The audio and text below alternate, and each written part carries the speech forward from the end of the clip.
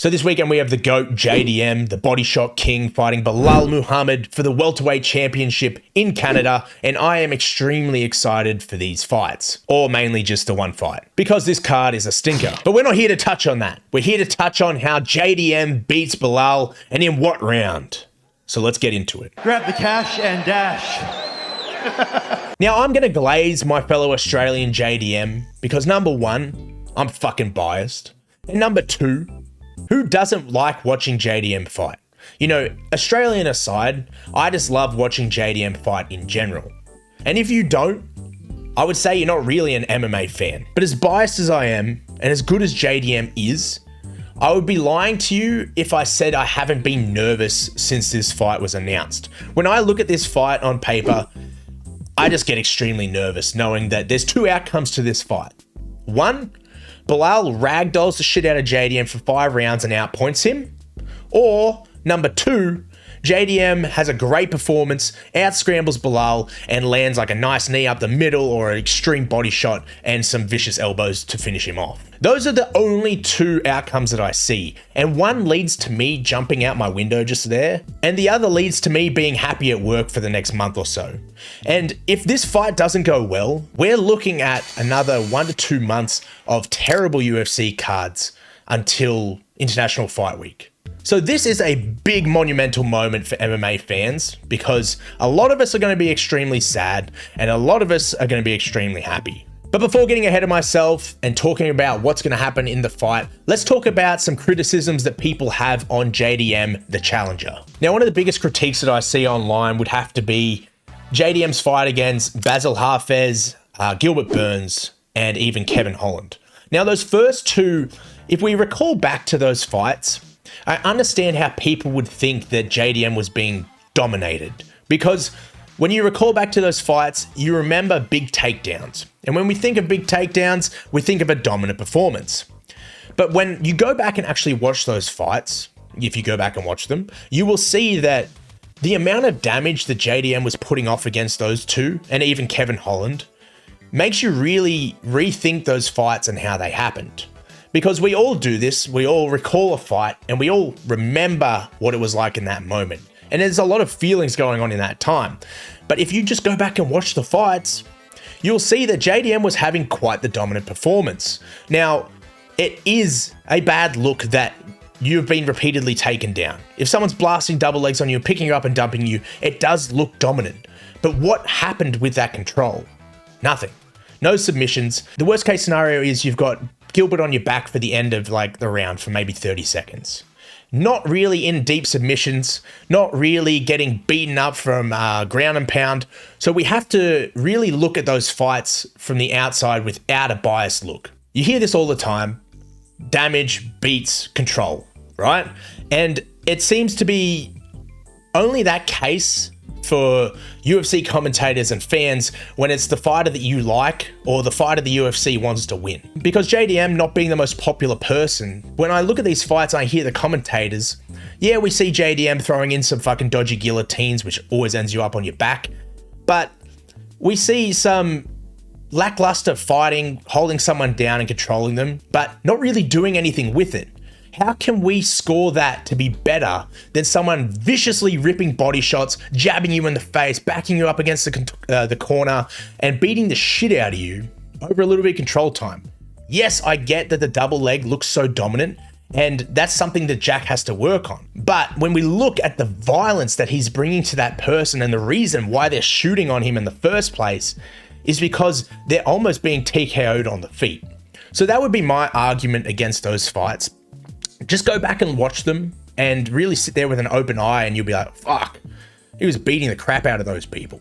And now there's other things in those fights like Basil coming in untested and looking like an absolute juicer. Obviously in the Gilbert fight, JDM had a broken arm. And the Kevin Holland fight, he didn't even wrestle with him at all. He just put on a clinic and there was a back and forth.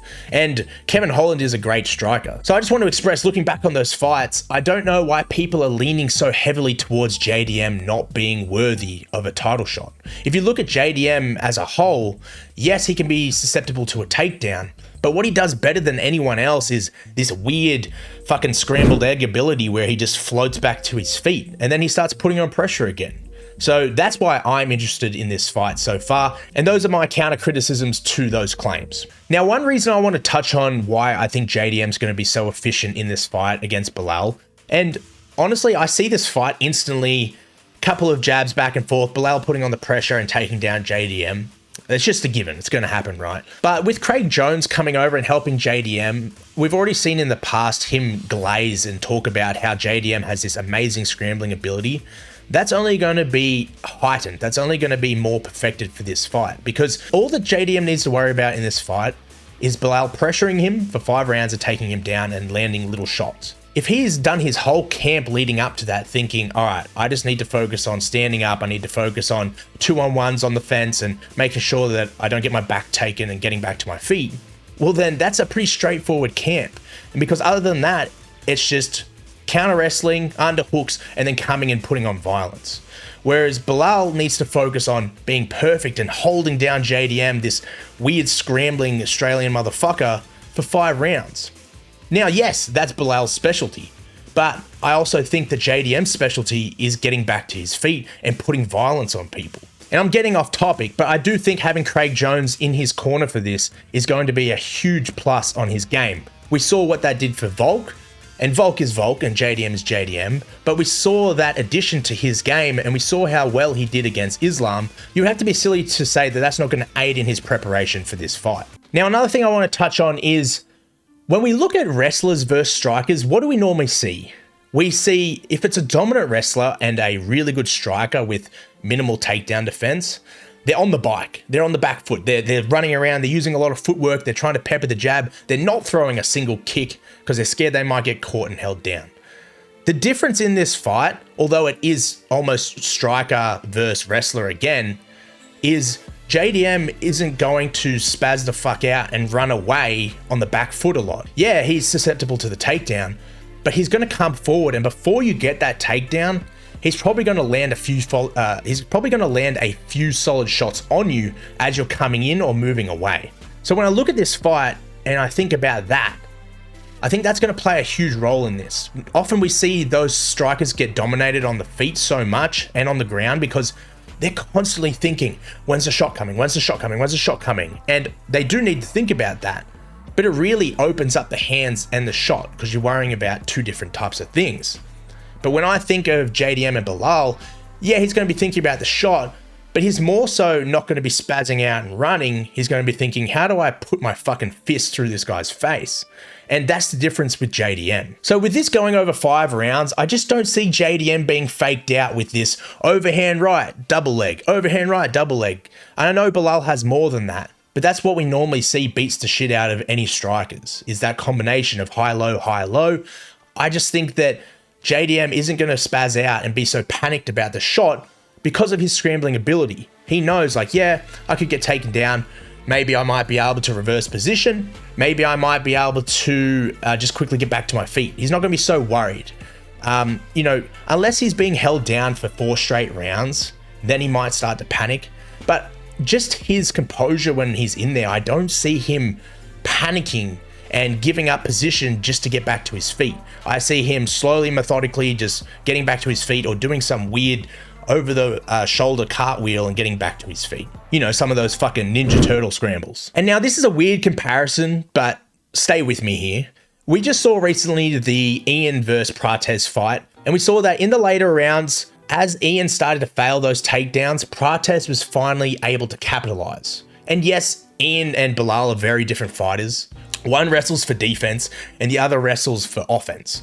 But I still think it rings true that eventually if you stuff enough takedowns and you scramble enough and you get back up and you throw vicious body shots, the other person will get tired and a bit more sloppy. You know, Belal trains to wrestle for fucking 5 to 10 rounds probably the whole time, and he's amazing at doing that. But I still think that if you can get some work in on the body and, stop him implementing his game so much, I do think JDM will have a lot of success there in the later rounds. But where I was getting at with the Ian Prates comparison is that in the later rounds, if we see that, and we see that JDM starts to capitalize on landing some shots, maybe wobbling Belal or shucking him off a little bit, we're not going to see a Ian Gary Prates where he's trying to get this position and is, oh, should I throw a hammer fist? Oh, maybe not. I should get a dominant position here. And then the round is over and the fight is done. If JDM gets to those later rounds, shucks off Belal or wobbles him or gets him down into half guard or north-south or whatever it is, he is going to elbow his fucking skull through the canvas. He's not going to fuck around and be like, oh, I should get the advantageous position here. He is going to fucking kill him with his elbows. And we've seen that in his fights. Think back on any fight where JDM has got someone wobbled or on the ground, he finishes them. And he finishes them in a vicious fucking way. I think he's got, one submission in the UFC, and the rest have been TKOs or decisions. So in those fights where he does get people down, he's going for the finish and he's going to put it all out. He's not going to just fuck around and be like, oh, maybe I'll be a bit conservative here. He's going to beat the shit out of you. Now, getting Belal to the ground and wobbled is something that we don't really see. But as I said, with that scrambling ability, getting back to his feet or shucking him off, maybe scrambling to a half guard or scrambling to I wouldn't say mount, maybe half guard, and then landing some good ground and pound, I don't think that's so far-fetched in the later rounds if he does implement that scramble and manages to get Belal off him. Because as I said, that bodywork's going to add up. That anti-wrestling is going to add up. Shooting takedowns for fucking 5 rounds is going to be exhausting. And if we look at JDM, he has that ability. So keep that in mind when you're watching this fight. Now, one thing I'm interested on this fight, which I think goes in Jack's favor, is 5 rounds. Normally, when I watch a Jack fight and I feel like he might lose to a decision, it's just by being held down. But having an extra 2 rounds in his back pocket could go one of 2 ways. He could accidentally be a little bit hesitant in the start of the fight, or he keeps his gas on the whole time and manages to outwork him and use that to his advantage. Now, I don't know what it's like to fight for 5 rounds. I imagine it's fucking grueling, especially at the pace that it's going to happen. But I do think JDM could capitalize on those extra 2 rounds. And I think, personally, if we're looking at a finish for JDM, either very, very early, or I would think in the 4th or 5th round. Those are the only times. I just don't see it happening other than that. I see Belal holding him down very well, and I see the rounds disappearing. So it would have to be off a break. It would have to be off a scramble. And it would have to be maybe coming in early in the first few rounds. Those are the times that I could see JDM TKOing Belal. But other than that, I think it's going to be a game of attrition into the later rounds. And I think 4th round TKO JDM. But in this fight, we look at their game plans. Belal has to be perfect for 5 rounds, smash JDM, take him down, hold him there, wrist control, little peppery shots, for 5 rounds straight. That's his game plan that he needs to execute that whole time. JDM's, avoid the takedown, put damage on, scramble well, make sure you get the underhooks, get off the fence, keep him at a distance, keep in the pocket, don't spaz out, don't fucking do any guillotines, and just try to put damage on him. These are 2 very different game plans, so whoever executes one better than the other will win this fight. Now, I know that sounds pretty fucking self-explanatory, but it is interesting if you break down the 2 dynamics, and that's what makes this fight exciting for us fans in the first place, because it's the age-old question: who will win? The boxer with good anti-wrestling, or the wrestler who just destroys people for fucking 5 rounds? And now with this video, I don't fucking hate Belal. I don't hate many UFC fighters unless they're really cringy and painful. Sure, I dislike some, but I don't hate them. And I think that Belal is so fucking dominant. But I think for the welterweight division and the excitement and, the bloodlust, who doesn't want to see JDM become the champ? There's so many exciting fights that he could even lose, like a shove cut, or like even a Leon Edwards, or a Sean Brady. There's so many fights for Jack. And when I look at Belal, I just think he could dominate most people by ragdolling them. I honestly think out of all the people, minus shove cut, I would say that JDM has the highest chance to upset Belal. So that's why this fight is so exciting. And that's why I made this YouTube channel. That's why I had to glaze JDM for fucking, I don't even know how long it's been, 10 minutes maybe. But I just think it's going to be a great fight. Either way, I think we're in for a great fight. We're not in for a stinker. Pray to fucking God there is no injuries. Please. No eye pokes. No kicks in the fucking cock. No fucking back of the head weird shit. Just a beautiful scrambling fight between two high-level MMA fighters. That is what I want to see. That is what we need to see. Not just me, but everyone. We need good fights because I'll tell you what, I've been fucking slack lately. I'll put on a fight card and I'll watch some fights and that was good. And some are just so bad lately. I need this fight to be good. You need a main event fight to be good. Please, fucking God. MMA gods, please make it a good fight. Even if JDM loses, just have it be fucking competitive. If JDM gets held down for 5 rounds. Oh, you see, this is what I'm talking about. This is what makes the fight so fun. Am I going to be crying for the whole week? Or am I going to see a fucking sick competitive fight that everyone is happy to see? Guys, leave your predictions down below. What do you think is going to happen in the fight? Do you think Belal is going to destroy JDM? Do you think JDM is going to land vicious as fuck body shots and put Belal out? Or are we just going to see a competitive fight that everyone enjoys? Let me know down below. I hope you enjoyed my first MMA video. More to come, and I'll see you in the next one. Peace out.